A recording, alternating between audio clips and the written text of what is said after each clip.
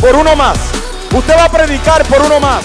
Usted va a hablar de Cristo por uno más. Usted va a ayudar a uno más. Usted va a restaurar uno más. Usted va a discipular uno más. Usted va a alcanzar uno más. Hasta que todos declaren que no hay nada mejor que ser cristiano.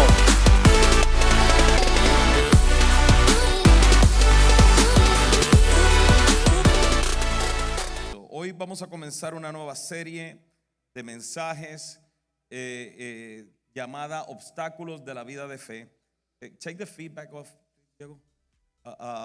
Obstáculos de la vida de fe. Y yo creo que esta serie va a ser súper importante porque vamos a hablar de cosas que son necesarias y prácticas para cómo vivir esta vida de fe. Y una de las cosas que yo no me canso de explicar es cómo la fe se ha malinterpretado. O sea, no me canso de explicar cómo la gente ha tergiversado el significado de la fe. Porque muchas personas piensan que la fe es la manera en que nosotros manipulamos a Dios a hacer algo que Dios no ha determinado hacer. Y hasta te lo venden de esa manera. O sea, como que la fe es tú apretar bien los ojos y Dios no lo quiere hacer, pero si tú tienes suficiente fe, tú obligas a Dios a hacer algo. Y eso está tan lejos de la verdad.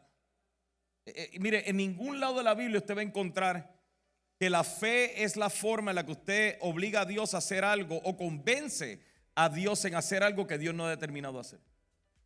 Cuando usted mira el significado de fe, inclusive Hebreos 11:1, que es donde todo el mundo toma el significado de la fe. Cuando usted mira eso, no está hablando de que si tú vienes y deseas algo con todo tu corazón, lo vas a recibir porque de alguna manera Dios descubrió algo dentro de ti que de lo contrario no lo hubiera visto. Fe es tener la convicción, escuche esto, porque aún Hebreos 11:1 eso es lo que dice. Fe es tener la convicción y la certeza de que Dios es el centro de todo el universo, de todo lo que usted cree y de todo lo que usted es. Fe también se puede traducir en continuar creyendo en lo que Dios ha dicho a pesar de lo que está pasando a su alrededor. Entonces no es la manera en que manipulamos a Dios. No son pensamientos llenos de positivismos o declaraciones positivas de que si lo declaro lo suficiente, entonces lo recibo. Eso no es fe.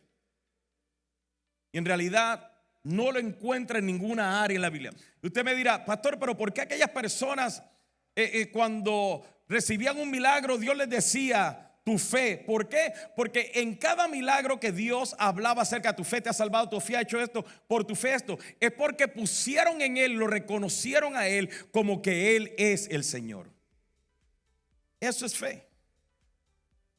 Entonces es importante hablar de eso porque vamos a estar hablando por 12 mensajes de los posibles obstáculos que podemos encontrar en cuanto a la vida de fe. Y vamos a estar usando y vamos a estar estudiando el libro de Santiago. Vamos a ir haciendo un recuento a través del libro de Santiago para hablar de esta serie de mensajes. Y yo quiero que usted vaya a Santiago capítulo 1.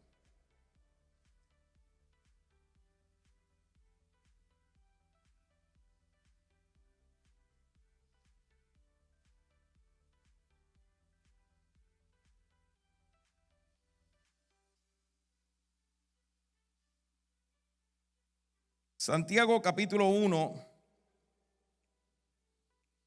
Y vamos a comenzar desde el versículo 2. Yo les recomendé que comience a leer Santiago antes de venir. Lea el capítulo 1. Hoy vamos a tomar solamente una parte del capítulo 1, pero luego vamos a continuar revisando en Santiago capítulo 1. Y antes de entrar en el capítulo 1, yo quiero por favor entienda, el libro de Santiago fue escrito a cristianos que estaban pasando unos procesos dolorosos y difíciles en sus vidas. Gente que estaban en el exilio, habían perdido sus casas, algunos sus familias estaban bajo persecución. Y a estas personas que Santiago les escribe, ¿okay? Y esto es muy importante, se lo voy a estar repitiendo, porque cuando tomamos pedazos de la Biblia y comenzamos a leer algunas cosas, sin entender el contexto, a quién fue escrito, podemos menospreciar la esencia de lo que se está tratando de enseñar. Y esto, basado en esto, imagínense, estas personas perdieron sus casas, perdieron todo. Y es a estos que Santiago les escribe diciendo el versículo 2. Amados hermanos, cuando tengan que enfrentar cualquier tipo de problemas, considérenlo como un tiempo para alegrarse mucho. Porque ustedes saben que siempre que se pone a prueba la fe, la constancia tiene una oportunidad para desarrollarse. Así que dejen que crezca, pues una vez que su constancia se haya desarrollado plenamente, serán perfectos y completos y no les faltará nada. A esas personas Santiago le escribe eso. Es más, mire, yo voy a hacer una prueba. Miguel, ¿me ayudas? En un momento.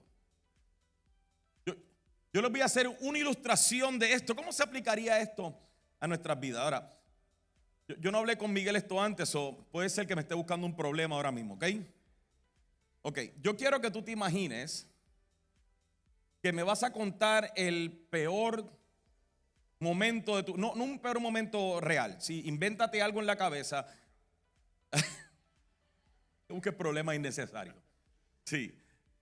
Imagínate el peor problema. Invéntate algo que tú me puedes contar que sea terrible. Yo no sé. Una historia, tú vienes, pastor, esto y esto y esto, lo que sea. Piensa. Dale 10 segundos.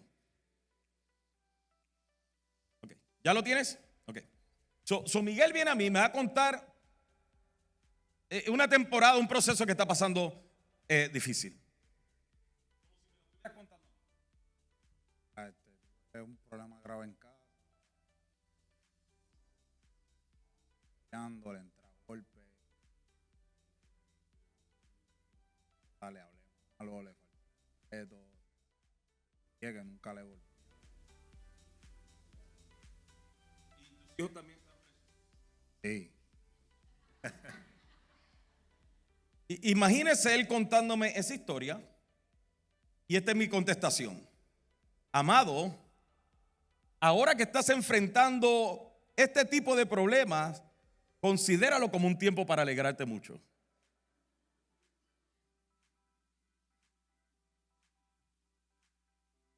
Porque Miguel, mira, tú sabes que siempre que se pone a prueba la fe, la constancia tiene una oportunidad para desarrollarse. Y cuando se desarrolla la constancia en ti, Miguel, entonces serás perfecto, completo en todo y no te faltará nada. ¿Cómo te sientes?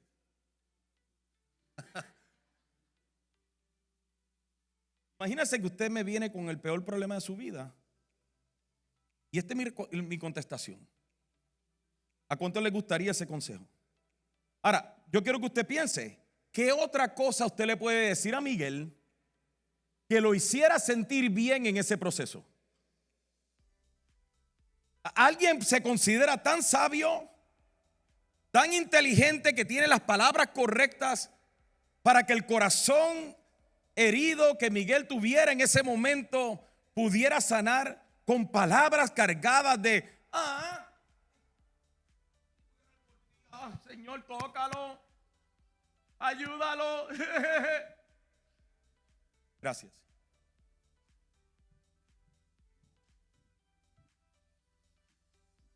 Lo que pasa es que a nosotros nos choca que nos impulsen a la fe, cuando lo que queremos es que alimente nuestra incredulidad, que alimente nuestros sentimientos. Y Santiago sabe lo que esta gente está atravesando. Él sabe lo que ellos están pasando. Saben que muchos de ellos no tenían casas, que estaban las familias separadas, que algunas familias habían sido asesinadas, que estaban bajo persecución. Y lo que Santiago les escribe, comenzando desde el arranque, es lo siguiente: amados hermanos, cuando tengan que enfrentar cualquier tipo de problemas. Lo que pasa es que nosotros leemos un versículo, pero la gente que le llega esta carta, que estaban huyendo, que no tenían que comer, algunos de ellos eran esclavos. Cuando les llega esta carta y le dice, cuando enfrentan cualquier tipo de problemas, considérenlo como un tiempo para alegrarse.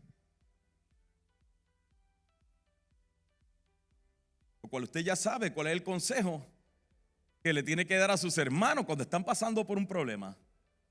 No es, este es el consejo que la gente le da a la gente, ¿sí? Te va mal, mira, deja de servir porque tienes que preocuparte por ti. Ya no sirvas. No, yo sé, no estás orando, yo lo sé. Es verdad, yo entiendo. No tienes que diezmar, Dios sabe todas las cosas. No tienes que hacer eso.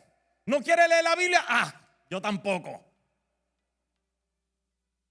Como si eso ayudara a la gente. Tu simpatía no ayuda a nadie. El enfocarnos en la palabra y en Dios es lo que ayudaría a cualquier persona en cualquier condición. Pero no nos gusta eso. Y esto es lo que Santiago les dice. Y le añade y le dice, mira, cuando tu constancia crezca y se haya desarrollado plenamente, entonces serán perfectos, completos y no les faltará nada. ¿Cómo que no me faltará nada si soy esclavo, si estoy huyendo? ¿Por qué no te faltará nada? Porque aún en los peores momentos de tu vida, cuando tu fe está sembrada en Dios, Dios siempre encuentra la manera de proveerte para todas tus necesidades. Entonces, el tema de hoy es acerca del obstáculo de la fe, cómo la incredulidad es un obstáculo de la fe. Vaya conmigo a Marcos capítulo 6.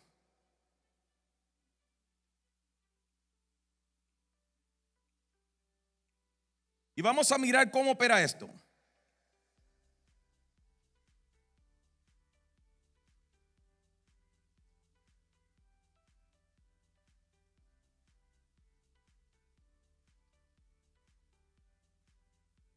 En Marcos capítulo 6 nos dice así: Jesús salió de esa región y regresó con sus discípulos a Nazaret, su pueblo. El siguiente día de descanso comenzó a enseñar en la sinagoga y muchos de los que lo oían quedaban asombrados. Preguntaban, ¿de dónde sacó toda esa sabiduría y el poder para realizar semejantes milagros? Y se burlaban. Es un simple carpintero, hijo de María y hermano de Santiago, Judas y Simón, y sus hermanas viven aquí mismo entre nosotros. Se sentían profundamente ofendidos y se negaron, diga conmigo, se negaron a creer en él. Entonces Jesús les dijo, un profeta recibe honra en todas partes menos en su propio pueblo y entre sus parientes y su propia familia. Y debido a la incredulidad de ellos, Jesús no pudo hacer ningún milagro allí, excepto poner su mano sobre algunos enfermos y sanarlos. Y estaba asombrado de su incredulidad. Ahora fíjense en esto, porque dice Jesús no pudo hacer ningún milagro allí, nada más que sanó a algunos enfermos, ¿sí? ¿Se imagina lo que entonces Jesús si hubiera hecho, si hubieran creído? Ahora, yo quiero que usted entienda esto, porque cuando hablamos de incredulidad, pensamos que la incredulidad es la inhabilidad de creer. Incredulidad no siempre es la inhabilidad de creer. Incredulidad es tener la información y decidir no creer. Es cuando ya tienes la información y a pesar de tener la información, tú tomas una decisión de no creer porque crees más a otras circunstancias que a la verdad que se te presenta.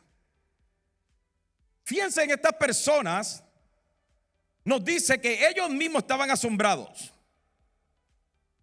Dice el versículo 2 que ellos que estaban asombrados y se preguntaban de dónde sacó toda esa sabiduría y el poder para realizar todos estos milagros. Ahora, a pesar de que tenían la información, ellos decidieron no creer.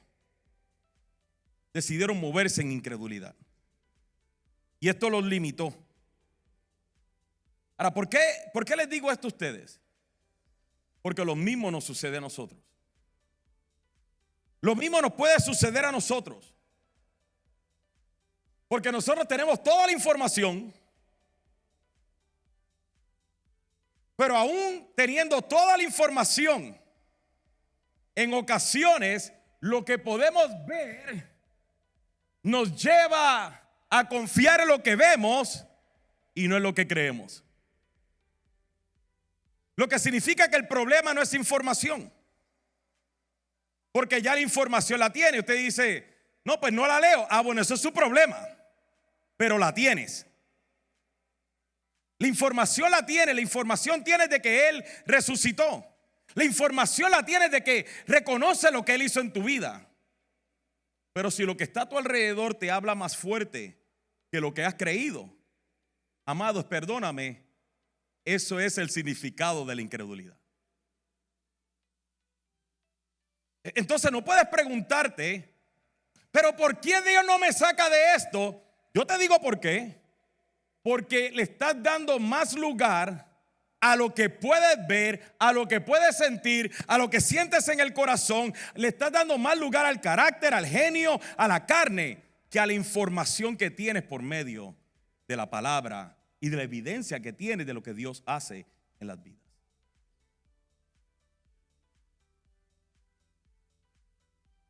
Muchas veces, y es lo que Santiago le decía a la gente para que entienda.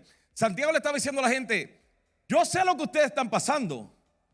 Yo lo conozco, pero sus problemas no son una excusa para dejar de creer y confiar en Dios.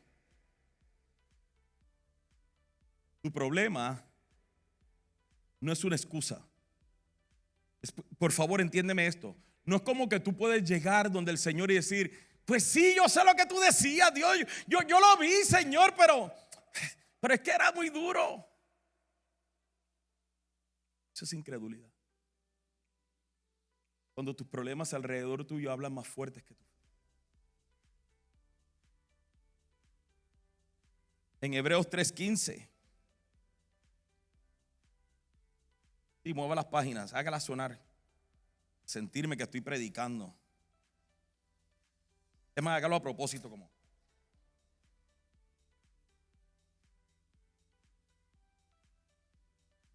En Hebreos 3:15 dice así.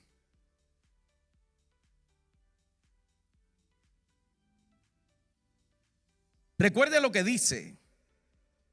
Cuando oigan hoy su voz, no endurezcan el corazón como lo hicieron los israelitas cuando se rebelaron. ¿Y quiénes fueron los que se rebelaron contra Dios a pesar, mire esto es importante, a pesar de haber oído su voz? O sea, en otras palabras, tenían la información.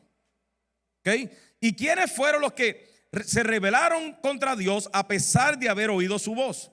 ¿No fue acaso el pueblo que salió de Egipto guiado por Moisés? ¿Y quiénes hicieron enojar a Dios durante 40 años? ¿Acaso no fueron los que pecaron, cuyos cadáveres quedaron tirados en el desierto? ¿Y a quiénes hablaba Dios cuando juró que jamás entrarían en su descanso? ¿Acaso no fue a los que desobedecieron? Como vemos, ellos no pudieron entrar en el descanso de Dios a causa de su. En otras palabras, ellos tenían la información porque escucharon la voz de Dios. Ellos tenían la evidencia porque vieron cómo Dios los sacó, pero aún así ellos tomaron una decisión de creerle más al desierto que al Dios que les había hablado y al Dios que lo había librado. Y por eso no entraron en el descanso. Porque la incredulidad jamás produce descanso. Es más, mire lo contrario a esto, capítulo 4. Todavía sigue vigente la promesa que hizo Dios de entrar en su descanso. Por lo tanto, debemos temblar de miedo ante la idea de que algunos de ustedes no llegue a alcanzarlo.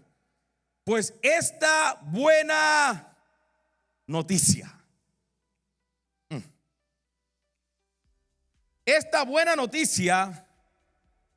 del descanso que Dios ha preparado, se nos ha anunciado tanto a ellos como a nosotros, pero a ellos no les sirvió de nada porque no tuvieron fe de lo que escucharon a Dios. Pues solo los que creemos podemos entrar en su descanso. En cuanto a los demás, Dios dijo, en mi enojo juré, ellos nunca entrarán en mi lugar de descanso. Si bien ese descanso está preparado desde que Él hizo el mundo. Interesante que si nosotros pensamos que podemos ir a Dios con excusas, Él no las quiere. No podemos permitir que nuestras situaciones presentes afecten nuestra fe y nos lleven a la incredulidad que produce desobediencia. Por eso es que el apóstol Santiago, por eso es que Santiago dice lo siguiente. Capítulo 1, versículo 5. Santiago. Si necesitan sabiduría, pídansela a nuestro generoso Dios. Come on, worship. Y Él se las dará. No los reprenderá por pedirla. Escuche, si necesitan sabiduría, pídansela a nuestro generoso Dios. Y yo quiero hacer una pausa aquí por un momento, porque el asunto es este. Si no sabes cómo creer y necesitas sabiduría, pídele esa sabiduría a Dios. A Él no le molesta que se la pidas, pero la incredulidad sí le molesta. Y dice así: cuando se la pidan, asegúrense de que su fe sea solamente en Dios y no duden, porque una persona que duda tiene la lealtad dividida y es tan inestable como una ola del mar que el viento arrastra y empuja de un lado para otro. Mira el versículo 7. Esas personas no deberían esperar nada del Señor.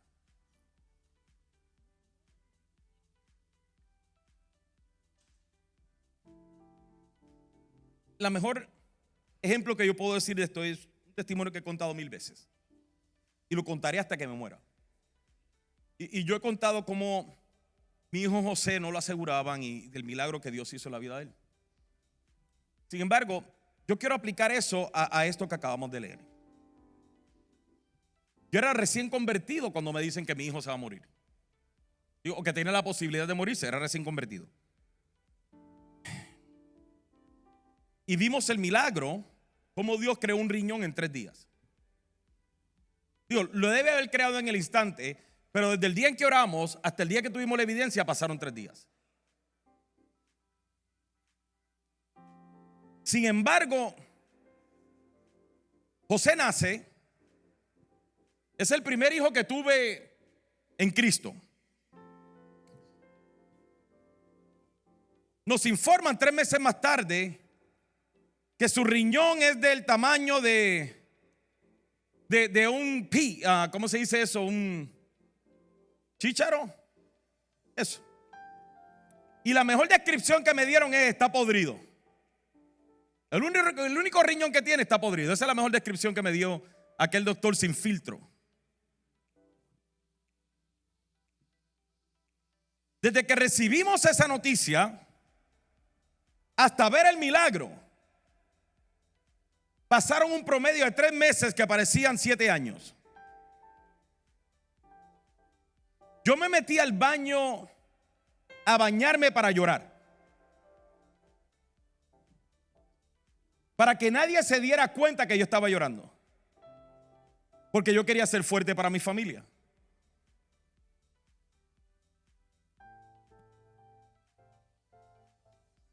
Yo no les puedo contar cuántas veces yo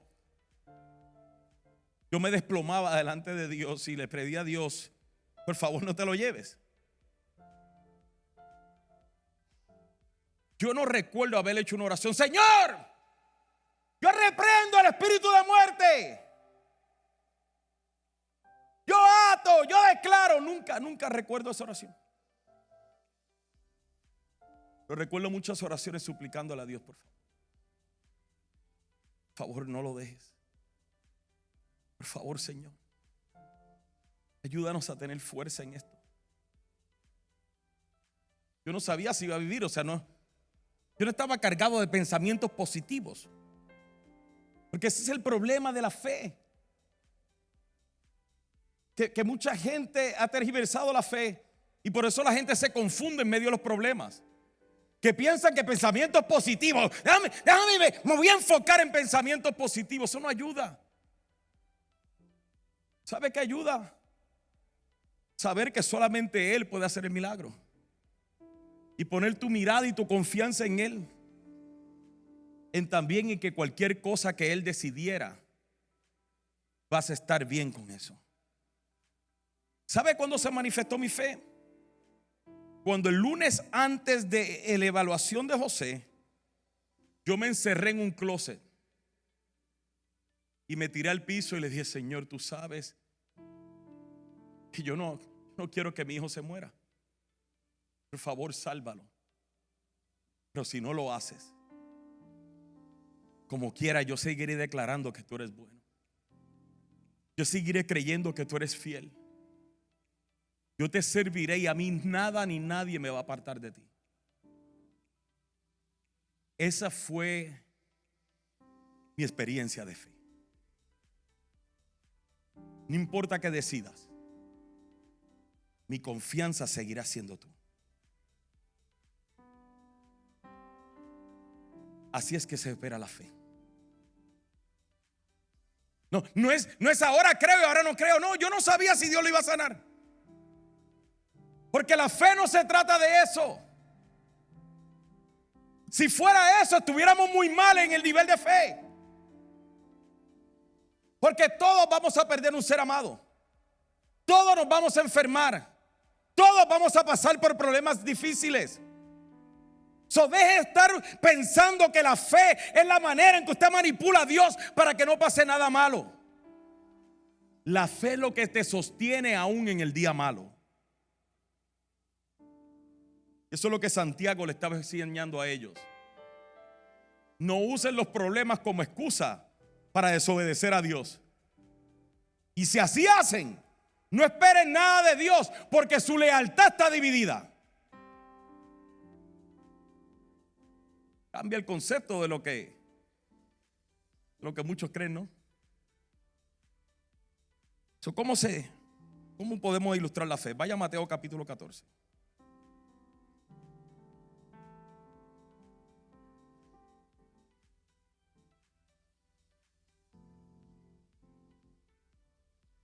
Mateo 14.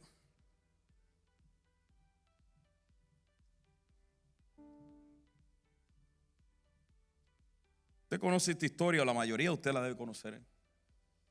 Jesús le dice a los discípulos: vayan al otro lado del lago. Versículo 22. Y cuando estaban camino hacia el otro lado del lago, escúcheme, cuando están obedeciendo lo que Cristo les dijo, se desata una gran tormenta. Ellos se ven en el medio del mar, en medio de una tormenta, por obedecer lo que Cristo les dijo que hicieran. ¿Te fijas cómo siempre que obedeces a Dios no significa que no vas a tener problemas? Que hay veces que el obedecer a Dios es lo que te lleva precisamente a un problema. Y usted dirá: pues ¿para qué lo obedezco? Porque es mejor obedecer que no hacerlo. Porque si no lo hace, te busca otro problema, pero entonces él no está en ese problema. Acá había una tormenta, pero en medio de la tormenta en la que ellos se encuentran, Jesús viene caminando por encima del agua. Y cuando él viene caminando por encima del agua, ellos pensaban que era un fantasma. Pero Pedro, que era un atrevido, dice, versículo 26: cuando los discípulos lo vieron caminar sobre el agua, quedaron aterrados. Llenos de miedo clamaron: es un fantasma. Pero Jesús les habló de inmediato. No tengan miedo, dijo. Tengan ánimo. ¿Qué dice ahí? ¿Yo estoy qué? Solo obedecer a Dios no significa la ausencia de problemas. Significa que Él está en medio del problema. Entonces Pedro lo llamó: Señor, si realmente eres tú, ordéname que vaya hacia ti caminando sobre el agua. Pedro no necesitó un instituto bíblico de cómo caminar por encima del agua. No necesitó pensamientos llenos de positivismo. Yo puedo caminar por el agua, yo puedo caminar por el agua. ¿Sabe? Todo lo que necesitó fue la información. Y toda la información que Pedro necesitó recibir de Dios fue: sí, ven. No le dijo: Pedro, ora y ayuna antes de venir. No le dijo: Pedro, mira a ver cómo le haces. Léete toda la Biblia antes de venir. Le dijo: sí, ven. Y fue todo lo que él necesitó para bajarse de la barca y comenzar a caminar por encima del agua. Dice: entonces Pedro se bajó por el costado de la barca y caminó sobre el agua hacia Jesús. Pero cuando vio el fuerte viento y las olas, se aterrorizó y comenzó a hundirse. Sálvame, Señor, gritó. De inmediato Jesús extendió la mano y lo agarró. Tienes tan poca fe, ¿por qué dudaste de mí?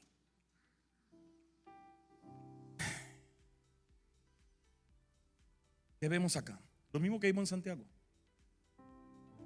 Que Pedro se fijó más en lo que estaba alrededor de él que en la información y la evidencia que tenía. ¿Cuál era la evidencia que tenía? Jesús caminando por encima del agua. ¿Cuál era la evidencia que tenía? El poder caminar por encima del agua. ¿Cuál era la información que tenía? Tengan ánimo, yo estoy no tengan miedo, yo estoy aquí. Si ven, tenía la información y la evidencia. Pero las circunstancias hablaron más fuerte que la información y la evidencia. Y ahí afectó su fe. Se comenzó a hundir. Muchos critican a Pedro por esto. Yo admiro a Pedro. Yo no le hubiera dicho a Jesús: mándame a caminar por encima del agua. Bueno, y eres tú, te veo acá. Pero escúcheme. Usted tiene la evidencia, lo vimos cuando participamos de la cena del Señor. Usted tiene la evidencia de que Él murió. Usted tiene la evidencia de que Él está en usted. Usted tiene la palabra, tiene la información. ¿Por qué entonces dejamos que las circunstancias a nuestro alrededor hablen más fuerte que nuestra fe? Eso es incredulidad. Tenemos que arrepentirnos de ello. Jesús no le dijo: ¿por qué dudaste? ¿Por qué no creíste? Le digo: ¿por qué dudaste de mí? Y cuando ahora las circunstancias alrededor de nosotros hablan más fuerte que la fe, no es que tú no estás dudando de lo que está en la palabra, estamos dudando de Él. Cierra tus ojos, por favor.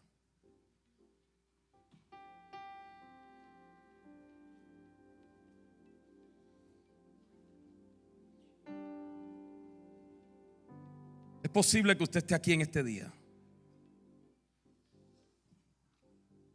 y que la incredulidad nos lleve a dudar del amor de Dios. Posiblemente usted ha pensado: yo necesito cambiar mi vida. Yo necesito un cambio en mi vida. Yo necesito ser salvo.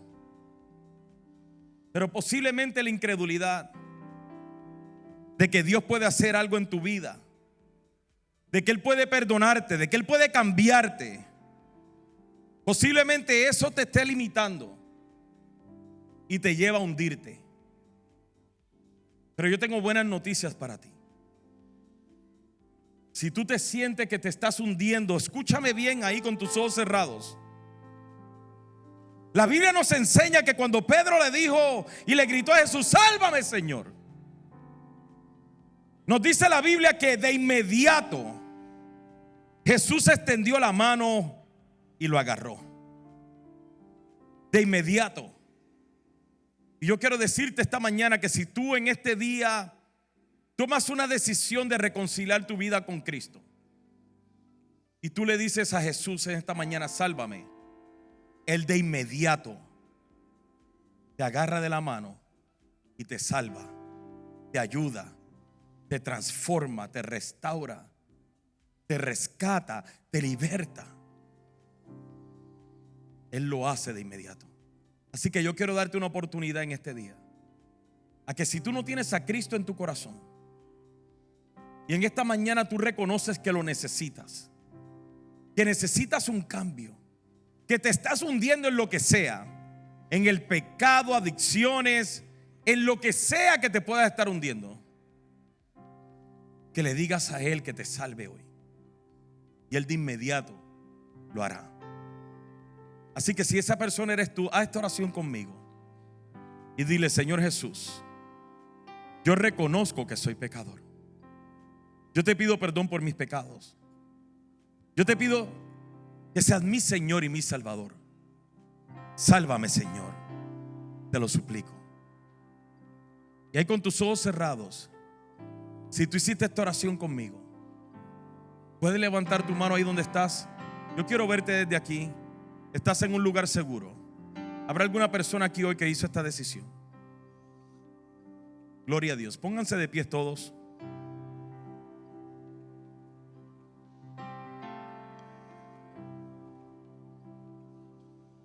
Al resto le voy a decir esto, mire.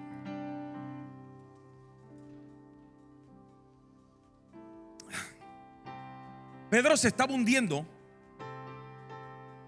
y le gritó a Dios: Señor, sálvame. De inmediato Jesús extendió su mano y lo agarró. Escúcheme, pero no detuvo la tormenta.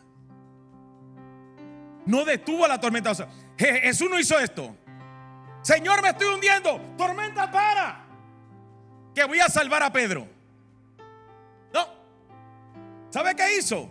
Extendió su mano en medio de la tormenta, los levantó y lo hizo caminar por encima del agua todavía en medio de la tormenta. ¿Por qué te digo esto? Porque el hecho de que tus problemas no se hayan acabado, esto es lo que pensamos que es fe. Señor, líbrame de este problema. No, escúchame. La fe es mantener tu mirada en Él para caminar por encima del problema, para mantenerte confiado en medio del problema. Y si usted me pregunta, pastor, ¿y cómo hago eso? Yo te digo, no sé, pero sí se puede hacer.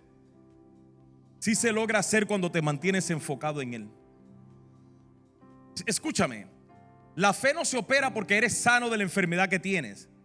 La fe opera cuando puedes adorar a Dios en medio de la enfermedad.